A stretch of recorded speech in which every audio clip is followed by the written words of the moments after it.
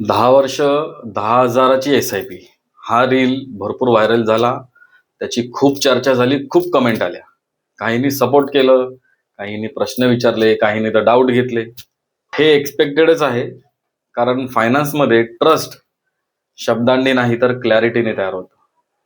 माझा नंबर डिस्क्रिप्शनमध्ये असतानाही काहींनी चॅलेंज केलं, पण ज्यांना खरंच समजून घ्यायचं होतं त्यांनी कॉल केला. नागपूर, बेळगाव, दिल्ली, नोएडावरून एकाने कॉल केला. वेगवेगळ्या शहरामधून लोकांनी संपर्क केला. त्यांचे प्रश्न प्रॅक्टिकल होते.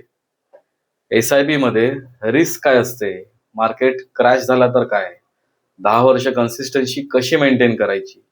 मी प्रत्येकाला डेटा, लॉजिक आणि रिअल कॅल्क्युलेशन सोबत उत्तर दिलं. फायनान्स हा मोटिवेशनचा विषय नाही, तो डिसिप्लिन, टाइम आणि सिस्टीमचा विषय आहे.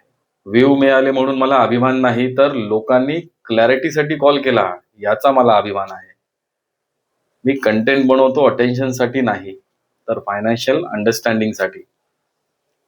जर तुम्हाला रील नाही तर रिअल डिस्कशन हवी असेल, कमेंट करा डिसिप्लिन.